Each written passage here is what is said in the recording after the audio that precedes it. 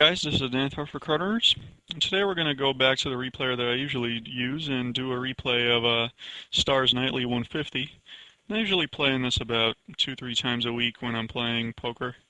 It's a nice tournament, pretty soft lineup, nobody in through satellites, but there's plenty of bad play going on. And the structure's been adjusted a little bit lately, so now you start nice and deep. It gives you the chance to get a pretty fair amount of play in for one of these. And this particular one, I think I bubbled, but there was definitely at least a dozen hands worth looking at, and let's start with the first one.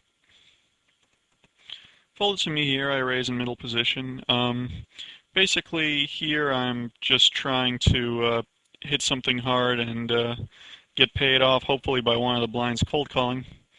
I tend to raise this as a Shania move basically about half the time or so, especially for mid-position and later. It's just a way to vary my play without thinking very hard. The idea, like I said, is to hit something really hard, get paid off, and in this case, that does turn out to work on my part as I flop a full house. Check to me, and first thing we're going to talk about is where to bet or check. Trend in poker in the last year or so has been to basically never slow play the nuts. I think that's correct here, but I want to talk about why it's correct. Let's say you have 7-5 in this spot. It is definitely okay to check behind once in a while.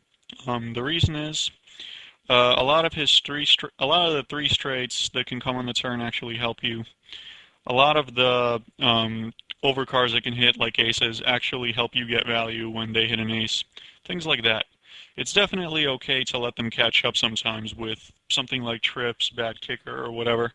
Also, in a way, it's a kind of weird form of pot control, because if you get check called on the flop and then check raised on the turn, which is a brick holding 7-5, you really have a problem because you're supposed to fold, but really nobody ever folds trips in a tournament.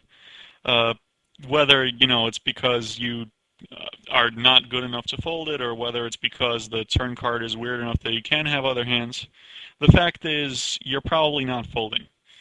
So with that in mind, once in a while it is okay to check behind when they definitely can't put you on trips. However, here you have a full house. And that's a little bit different because here you are trying to get value from gigantic hands.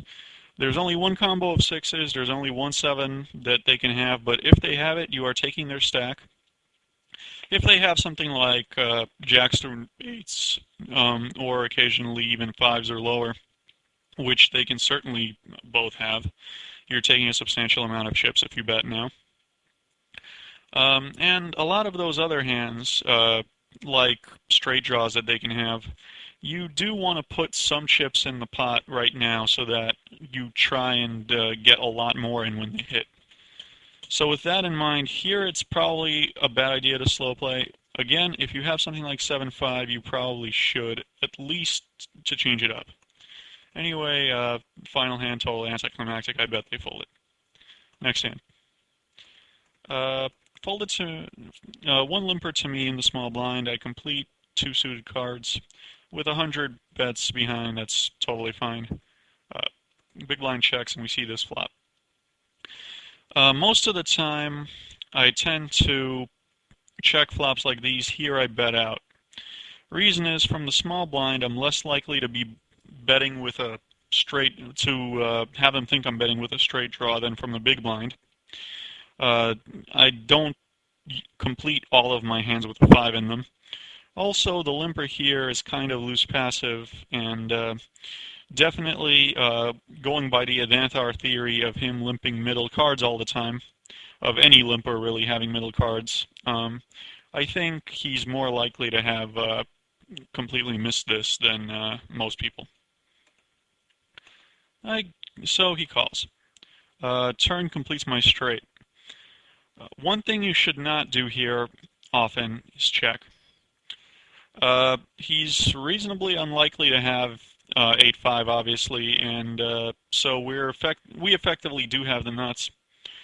The reason you don't check, he will check behind like 90% of his hands, It's very, very rare that he'll bet anything other than a straight. If he does bet anything other than a straight, he'll probably fold it somewhere along the way. But if he's got some kind of big hand like a set or even a flush draw, you do want him to pay off as much as possible prior to seeing the river card. How much you bet? You can try and bet the pot here and just hope he calls with some kind of quote-unquote big hand like two pair. You can bet like 60% or so, which is what I usually do in this spot, just hoping he calls with like ace-6 a second time anyway. It doesn't really matter what you do. I think all your options are about equal. Anyway, bet fold, next hand.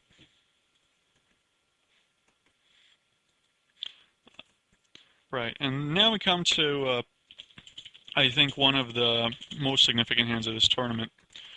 Fold it to me in the small blind.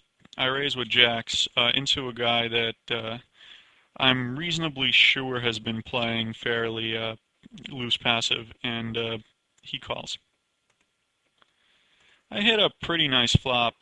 Certainly not a flop I can slow play, since any ace has 7 outs for one thing.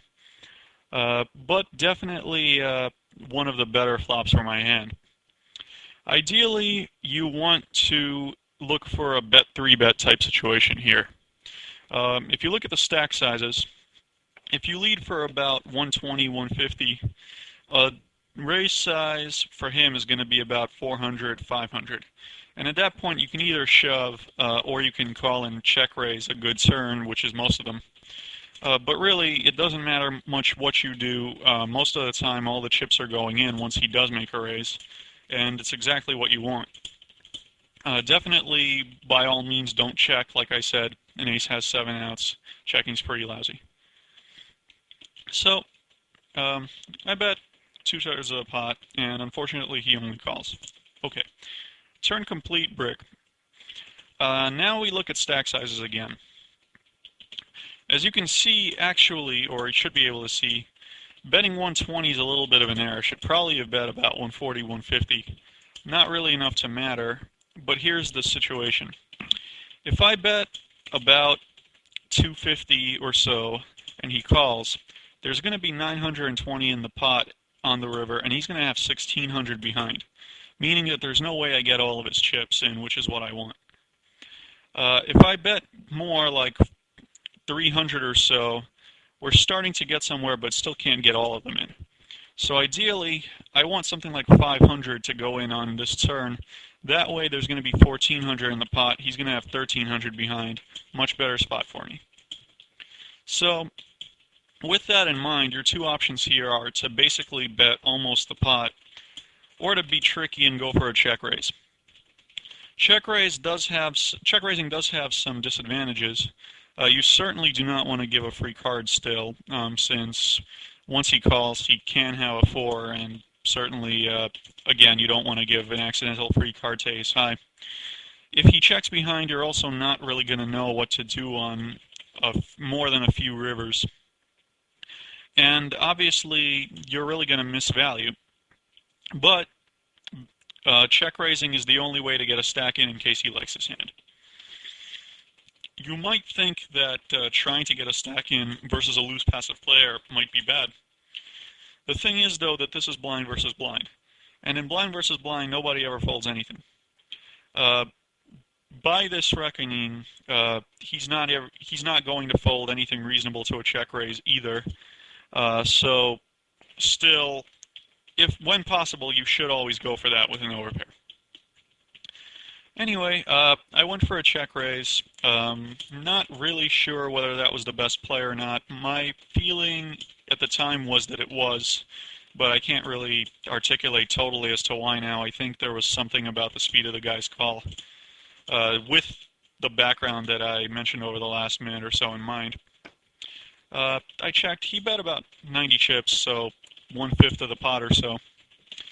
At that point, best bet, again, make sure that 500 chips goes in on the turn, which is exactly what we want. 500 on each side, that is.